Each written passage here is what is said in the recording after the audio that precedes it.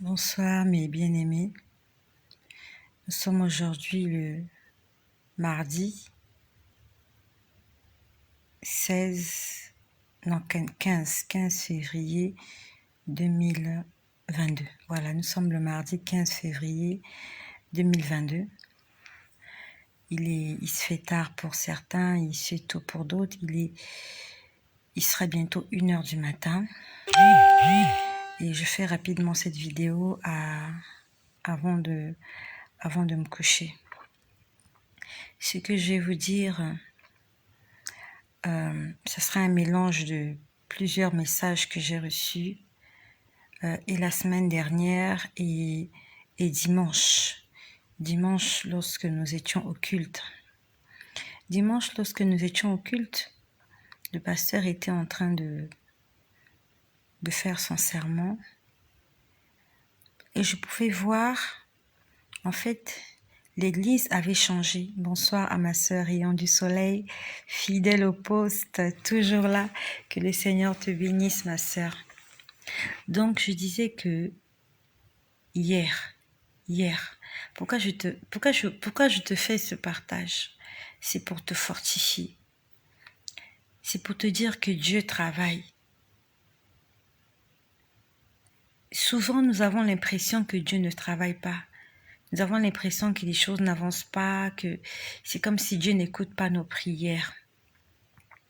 Mais je peux te dire que dans l'invisible, dans le monde spirituel, Dieu est en train de travailler. Et si la promesse tarde, comme dit Habakkuk, tu as demandé, tu as prié, et tu n'as pas encore vu l'exaucement de tes prières, continue de patienter, ne désespère pas. S'il y a une chose que Dieu ne sait pas faire, c'est mentir. Dieu ne ment pas. Dieu ne peut pas te mentir. Donc hier, pendant que le pasteur était en train de dire son sermon, l'église avait changé. L'église ressemblait à un hôpital. L'église ressemblait à un hôpital. Je te dis ces choses pour te fortifier, pour t'inciter, pour t'exhorter, pour t'encourager à t'accrocher au Seigneur. Accrochons-nous au Seigneur, accrochons-nous à Jésus. Jésus-Christ est fidèle. Il accomplit toujours ses promesses. Donc l'église avait changé hier. En fait, à l'église, il se passe des choses les unes différentes des autres tous les jours. À l'église, les choses ne sont jamais les mêmes. Les choses sont différentes. Quand je vais à l'église, les choses sont différentes. En fait, notre Dieu est un Dieu de la complète. En fait, Dieu est un Dieu illimité. C'est quelque chose qui est difficile à expliquer, mais rarement à l'église, je vois les mêmes choses. C'est rare que je puisse voir les mêmes choses. Hier, l'église était comme un hôpital. Et quand on parle d'un hôpital, l'hôpital, c'est un endroit où vont des gens qui sont malades. Quand quelqu'un va à l'hôpital, c'est parce qu'il veut la guérison. C'est parce qu'il cherche quelque chose. Il est en manque de quelque chose. C'est parce qu'il a essayé avec des traitements à la maison. Il n'a pas pu. La finalité, il va à l'hôpital pour se faire consulter, pour rencontrer un médecin, pour avoir un diagnostic. Et c'est comme l'église. L'église, c'est un endroit où les gens vont pour chercher de la consolation. D'autres vont chercher le salut, d'autres viennent chercher la bénédiction. En fait, chacun de nous a un but, chacun de nous a une raison pour laquelle il va à l'église. Toi, pourquoi tu vas à l'église? Qu'est-ce que tu cherches quand tu vas à l'église? Est-ce que tu vas réellement chercher Dieu ou tu vas chercher autre chose? Va à l'église pour premièrement ton salut. Quand le Seigneur t'a sauvé, il va te délivrer et il va te guérir. Donc hier, l'église ressemblait à un hôpital, à une grande salle où il y avait des patients. Et c'est comme si ces patients-là, c'était nous. Nous étions à l'attente de quelque chose et chacun était sur son lit d'hôpital. Et je pouvais voir des sages-femmes. C'était des sages-femmes habillées. Elles étaient habillées en blanc, comme les sages-femmes dans les films. En fait, c'était même pas des sages-femmes. Elles étaient habillées comme... Vous voyez dans les films de l'ancien temps, quand on voit par exemple les films de Louis de Funès, vous voyez comment sont habillées les femmes de ménage. Maman Estelle, que la gloire du Seigneur Jésus-Christ soit autour de nous tous. Bénis soient toutes les personnes qui sont là, rayons du soleil, Sino, mon frère depuis les USA, Brigitte, Kim, Palou, que le Seigneur vous bénisse. Donc, je voyais des sages-femmes. Mais ces sages-femmes étaient habillées comme des ménagères, comme dans les anciens films, dans les films de Louis de Funès, les films de Louis XIV. Vous voyez comment s'habillaient les femmes de ménage, et elles portaient généralement des vêtements noir-blanc. C'était des robes taillées sur mesure, avec des petits chapeaux sur la tête. J'aimerais faire un dessin. En fait, j'ai pas préparé ce message-là. Si je l'avais préparé, j'allais aller sur Internet, vous montrer l'image de ce que j'ai vu. C'est pas difficile. Si tu vas dans les anciens films, dans les films comme les films de Sissi l'impératrice, voilà. Si tu vas voir le film de Sissi l'impératrice, si tu vois comment s'habillaient les femmes de chambre en ce temps-là, elles avaient des robes faites sur mesure. Il y avait au-dessus des robes, il y avait un petit tablier qu'elles attachaient autour de la taille. Elles avaient des petits chapeaux. Elles étaient bien habillées, ces femmes de ménage-là. On va dire des domestiques. Et hier, j'ai vu des gens habillés comme ces femmes de ménage, comme ces domestiques. Sauf que eux, leurs vêtements étaient tout blancs d'un blanc étincelant. C'est-à-dire qu'il y avait une lumière incroyable dans l'église. Pourtant, physiquement, les gens étaient assis sur des chaises en train d'écouter le pasteur. Mais spirituellement, c'était pas ça. Ce que tu vois, c'est pas ce que Dieu voit. Dieu voit au-delà de ce que toi et moi nous voyons. Nos yeux nous trompent. C'est pour ça qu'on doit demander au Seigneur de nous donner des yeux spirituels, de voir de façon spirituelle, afin de ne pas se tromper. Toi, tu vas à l'église, tu vois 4 murs, peut-être que la peinture est mal faite, il y a une ampoule qui est grillée, il y a une chaise qui est cassée. Mais dans le monde spirituel, il se passe autre chose. Hier, l'église ressemblait à un hôpital. Et chacun de nous était comme un patient qui attendait quelque chose. Et je voyais moi je dis que c'était des infirmières, parce qu'à l'hôpital on trouve des infirmières, on trouve des sages-femmes, mais sauf qu'elles étaient habillées comme des domestiques. Tout ce que Dieu fait, tout ce que Dieu montre a une signification.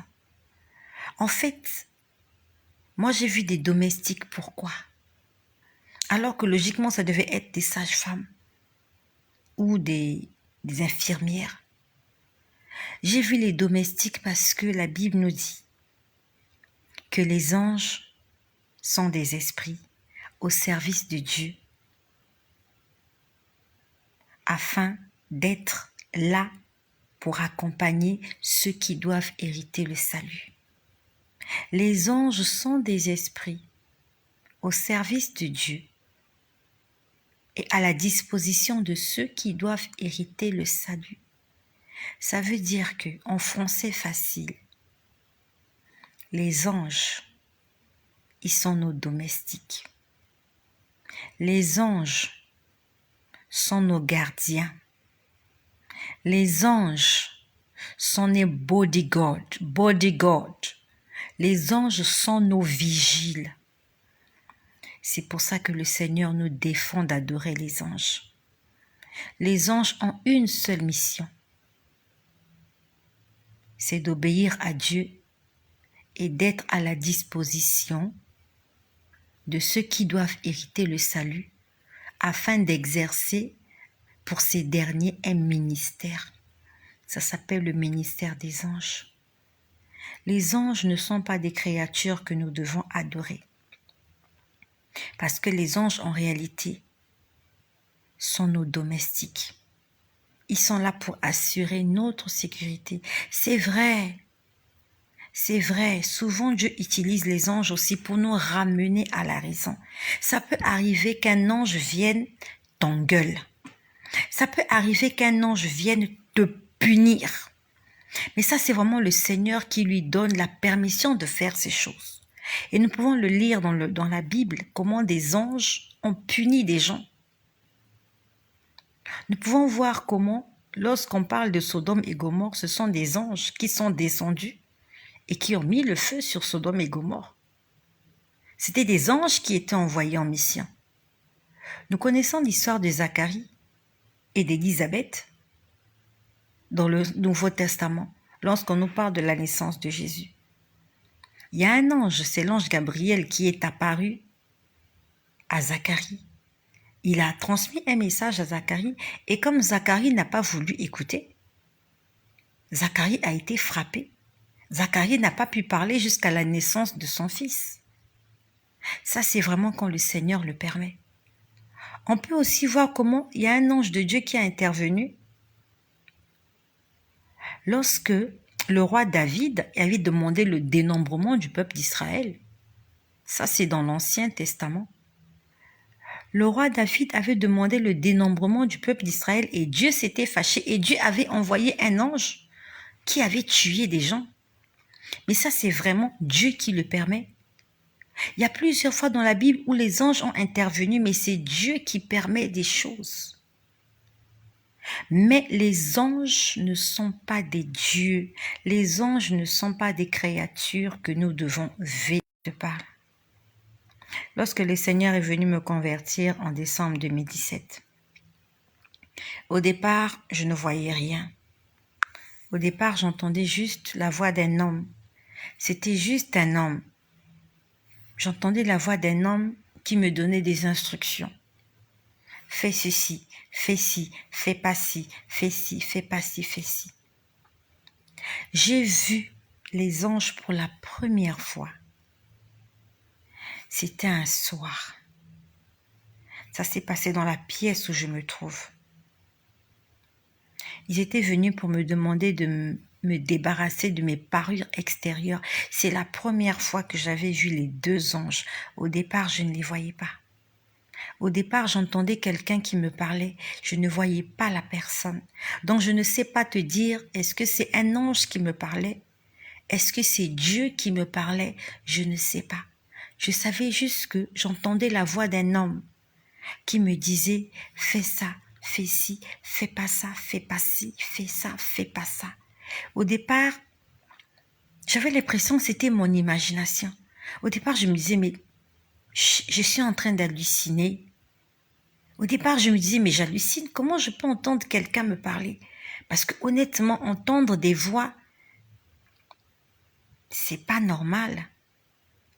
Et après, il arrivait des moments où je réprimandais cet esprit-là. J'interdisais à cet esprit de parler. Parce que pour moi, entendre les esprits parler, c'est pas normal. Donc, souvent, quand cet esprit-là me parlait, je lui disais au nom de Jésus, au nom de Jésus. Et une fois cet esprit-là, en fait, on va dire la voix m'a dit, si ce que je te demande de faire va à l'encontre de la volonté de Dieu, alors ne le fais pas. Ça, c'est la voix qui me parlait. Parce que ça commençait à me faire peur.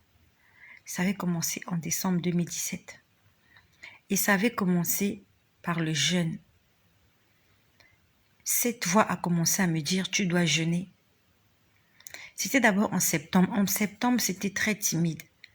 Dans l'église où je prie au ministère d'évangélisation Jubilé, tous les mois de septembre, nous avons un programme de jeûne et de prière de 30 jours pendant le mois de septembre. Ça avait commencé d'abord en septembre, mais c'était timide. J'entendais une voix qui me dit « Jeûne, jeûne, tu dois jeûner, tu dois jeûner. La voix m'avait tellement harcelée que j'avais jeûné. Puis après, ça s'est calmé. C'est revenu en force en décembre. C'est vraiment en décembre où c'était réel. Et on va dire que j'ai paniqué. Mais cette voix-là, on va dire que je causais avec la voix. La voix me disait des choses. Moi, je lui répondais pas forcément avec mes paroles, mais dans le cœur. Dieu écoute le cœur. Quand tu parles dans ton cœur, Dieu écoute. Moi, j'entendais la voix audiblement. Souvent, je l'entendais me parler dans mes pensées. Et moi, je répondais. Et la voix, en fait, on va dire, c'était un dialogue. Lui, il parlait, moi, je parlais. Lui, il parlait, moi, je parlais. Et la première fois que j'ai vu les deux anges, et ces deux anges-là, plus tard, ils m'ont donné leur nom. Ils m'ont dit qu'on les appelait chérubins. C'est vraiment après qu'ils m'ont donné leur nom. Toujours dans cette chambre, il se passe des choses dans cette chambre. Cette chambre renferme des souvenirs. C'est dans cette chambre, sur ce lit, où j'ai entendu la voix de Dieu pour la première fois. C'est dans cette chambre où j'étais là allongée, pas de ce côté, mais de l'autre côté. J'entendais une musique classique. Il y avait deux anges dans la chambre qui étaient en train de danser. Ils dansaient derrière moi. Mais j'avais l'impression que j'avais des yeux derrière la tête parce que je pouvais les voir. J'avais l'impression que je voyais partout. Il y a eu le tonnerre. Les anges ont été comme propulsés. Mon plafond a disparu. Je pouvais voir le ciel. Les tonnerres ne cessaient pas. Il y avait des éclairs. J'avais l'impression que c'était la fin du monde. J'avais l'impression que je mourrais. Je ne comprenais pas ce qui se passait. Je ne bougeais pas. J'étais paralysée. J'étais devenue bête. Je commençais à réfléchir. Je me disais, est-ce que c'est la fin du monde? Est-ce que c'est la fin du monde? Il y avait la peur. J'avais peur. J'avais peur. Et alors j'ai entendu une voix dans le ciel. J'ai vu un portail blanc en haut du ciel. Les anges sont des êtres à notre service et on ne doit pas les adorer. Et avant-hier, j'ai vu des anges. Ils étaient habillés, moi je les voyais sous forme de sages-femmes, mais habillés comme des domestiques. En fait, Dieu voulait juste nous transmettre un message. Les anges sont là pour nous servir. Ils sont là. Ils sont à notre service. Si tu as besoin de quelque chose, demande-le à Dieu.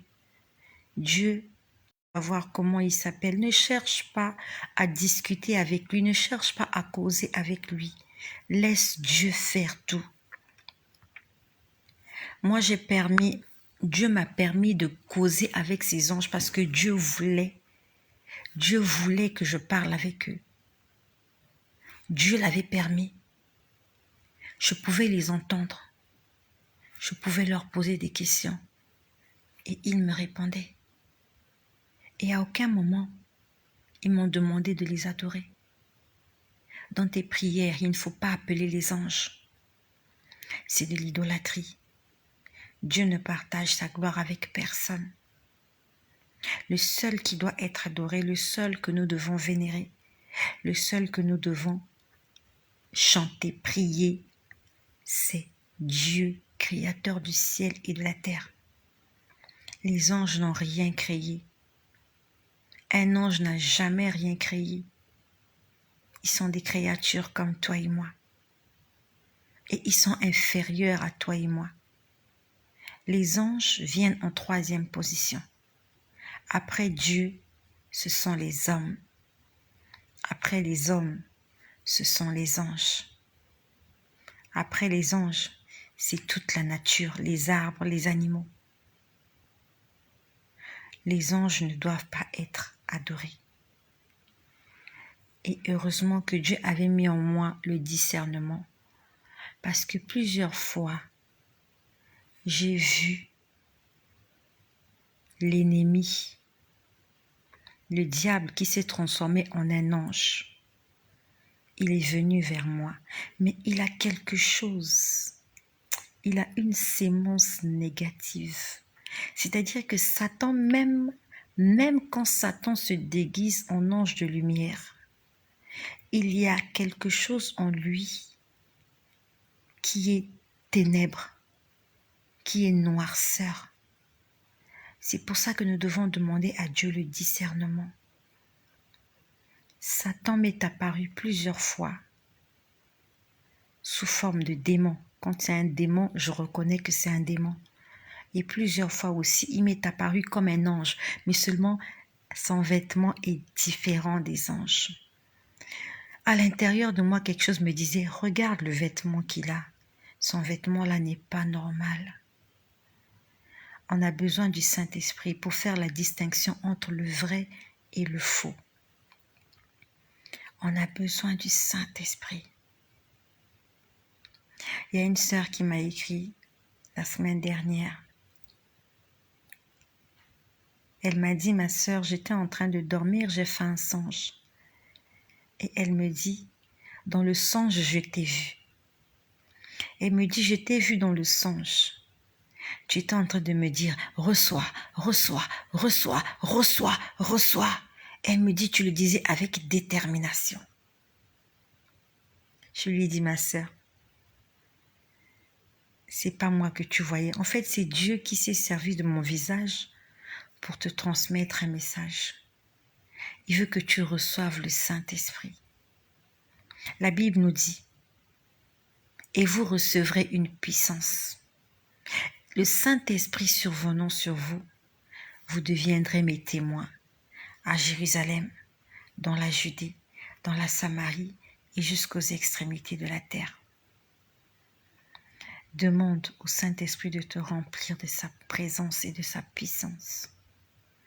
Dans tes prières, dis-le, ne te gêne pas, ce n'est pas un péché. Demande au Saint-Esprit de te remplir. N'appelle pas les anges. Si tu appelles les anges, Satan peut venir. Parce que Satan aussi est un ange. Satan est un ange, il a des ailes. C'est un bel homme, Satan. Je ne suis pas venue lui donner des éloges. Je suis venue te dire de faire attention. J'ai vu Satan plusieurs fois sous forme d'ange, avec des beaux cheveux, avec une belle peau, tout blanc comme un ange, avec des ailes déployées toutes blanches. Mais il a quelque chose de négatif en lui. Lorsqu'il vient, il te demande de te prosterner devant lui. Ça, c'est Satan. Quand il vient, il te montre ses pieds. C'est comme s'il te disait, mets-toi à mes pieds. Et quand je vois un ange me montrer ses pieds, je sais que c'est le diable. Parce que le diable veut qu'on puisse l'adorer. Quand Dieu vient te parler, il ne te demande même pas de l'adorer. Quand Dieu se révèle à toi, il ne te demande même pas de l'adorer parce qu'il veut que l'adoration que tu vas apporter vienne de ton cœur. Dieu ne force pas. Satan, il force l'adoration. Attention mes bien-aimés. Les anges sont des esprits pour nous servir. Ils sont là pour être à notre service, pour assurer notre sécurité. C'est ça, la mission que Dieu a donnée aux anges. Dans tes prières, ne prononce jamais le nom d'un ange. Tu peux juste dire merci Seigneur pour les anges que tu envoies pour me garder. Ok. Mais n'appelle jamais un ange. Et si tu tombes sur un homme de Dieu qui appelle un ange, attention. Maintenant que je prie, j'appelle mon ange, mon ange descend. attention. C'est Dieu qui délègue l'ange qu'il veut pour qui il veut, où il veut. C'est pas à toi de choisir l'ange qui doit être à ton service, ce qu'il doit faire, le nom qu'il doit porter, tout ça. C'est pas important. J'ai eu la grâce, oui, de causer avec eux. Un soir, je pouvais les voir dans ma chambre, la lumière était éteinte, là la lumière est allumée. Ils étaient au nombre de 3. Je crois qu'ils étaient 3. Il y avait un qui était toujours très proche de moi. Il y avait 2 autres qui étaient un peu éloignés. Et ce soir-là, j'ai parlé à celui qui était proche de moi. Je lui ai posé la question. J'ai dit, mais ça fait longtemps que je vous vois. Vous êtes toujours là, vous m'accompagnez partout. Comment est-ce qu'on vous appelle? Il m'a dit, je m'appelle Chériba. Avec une très belle voix. Si les anges ont des voix extraordinaires, je te laisse imaginer la voix de Dieu quand il te parle avec amour. Il m'a dit avec une belle voix, une petite voix, pas une voix grave, une voix qui berce. Il m'a dit, je m'appelle Chériba. Je lui ai dit, enchantée de faire ta connaissance, Chériba. Il m'a dit, nous aussi, nous sommes contents de travailler avec toi. Il m'a dit, nous sommes contents de travailler avec toi. Ça veut dire qu'ils sont nos amis, pas nos dieux.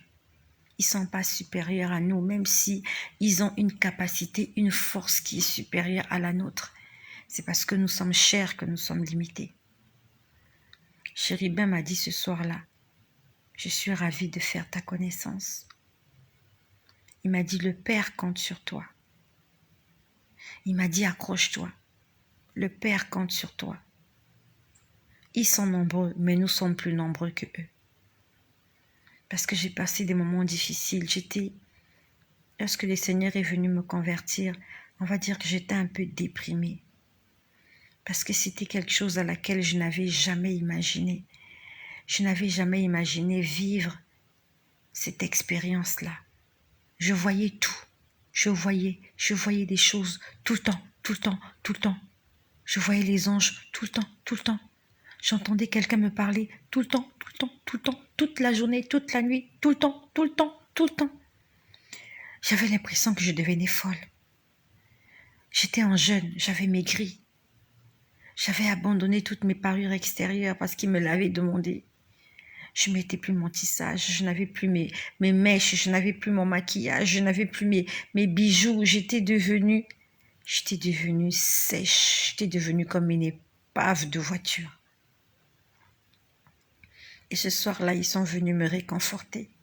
Ils m'ont dit, sois forte. Le Père compte sur toi. Nous sommes tes compagnons.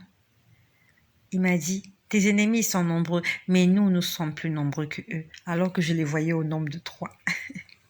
Mais il m'a dit, nous sommes plus nombreux que eux.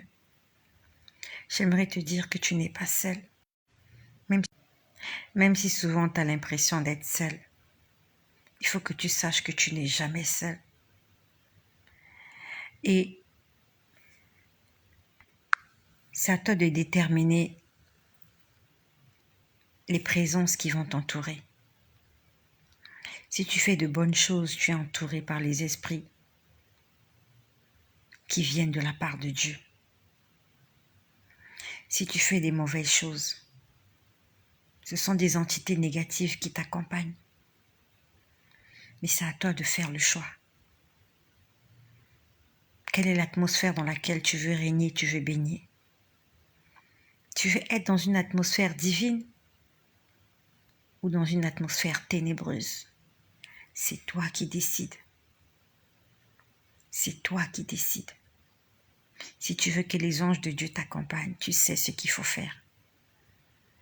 Si tu veux que les anges de Dieu se tiennent très loin de toi, tu sais ce qu'il faut faire. Et quand les anges de Dieu s'éloignent, la porte est ouverte pour le malin, pour le diable. Nous devons faire extrêmement attention. Même quand tu as ton téléphone dans les mains, la lumière est allumée. Non, la lumière est éteinte. Tu es seul dans ta chambre. Ce que tu es en train de faire, là où tu vas cliquer, là où tu vas toucher, il y a quelqu'un qui regarde ce que tu fais. Quelqu'un qui voit. Non seulement il voit, mais il note. Tout est noté. Les anges notent. Le diable aussi note. Parce que le diable, c'est un imitateur. N'oublie pas, avant de devenir diable, il était d'abord un serviteur de Dieu. Donc il sait comment Dieu travaille. Et quand il est devenu diable, Satan, Lucifer, il n'a fait que copier ce qu'il avait vu. Tout ce qu'il a vu auprès de Dieu, il continue à le faire, mais pour des mauvaises motivations, avec des mauvaises motivations. Le diable note, les esprits impurs, les démons, ils notent pour te condamner. Mais Dieu, il note pour te justifier, parce qu'il est juste. Et il rendra à chacun selon ses œuvres. Dieu est juste. Les anges notent, le diable aussi note. Mais par-dessus tout, nous devons être remplis du Saint-Esprit. Si tu n'es pas rempli du Saint-Esprit, quand tu vois ces choses-là, tu as peur, tu paniques. Mais quand tu es conscient que tu es du bon côté, tu ne paniques pas, tu n'as pas peur. Quel que soit, tu n'as pas peur. Parce que celui qui est en toi est plus fort que celui qui est dans le monde. Les portes peuvent claquer chez moi. Je n'aurai pas peur. Parce que je sais comment me défendre. Dans le temps, si une porte claquait, j'allais paniquer, j'allais avoir peur. Mais aujourd'hui, j'ai un nom qui m'a été donné. Et en ce nom-là, tout genou fléchit. Quand je suis en danger, j'invoque le nom de Jésus. J'appelle Jésus-Christ au secours. J'invoque le sang de Jésus. Et il se passe des choses. Quand j'invoque et le nom de Jésus et le sang de Jésus, il faut que tu t'en souviennes. N'aie pas peur. Sois fort. Les anges sont à ton service. Pas pour que tu les adores. Pour que tu restes sous la protection du Très-Haut. Comme il est écrit dans le psaume 91. Celui qui demeure sous l'abri du Très-Haut repose à l'ombre du Tout-Puissant.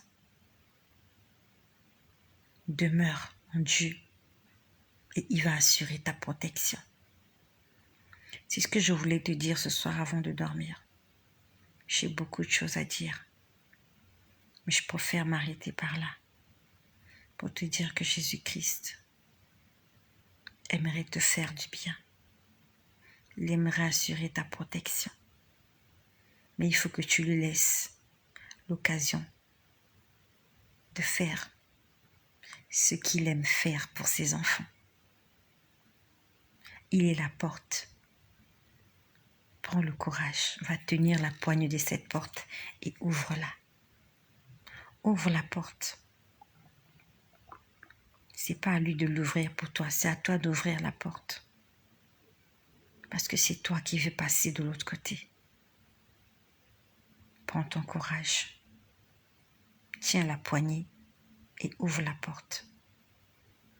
Soyez bénis. Soyez richement bénis. Je ne sais pas quelle heure il fait chez vous, mais je vous souhaite une bonne nuit pour ceux-là qui vont s'apprêter, qui vont s'apprêter à dormir comme moi. Et je prie que le Seigneur Jésus-Christ vous conduise, vous garde, vous assiste, vous protège, vous bénisse, vous fasse beaucoup de bien. Beaucoup de bien. Soyez bénis au nom puissant de Jésus-Christ, notre Seigneur et notre Dieu.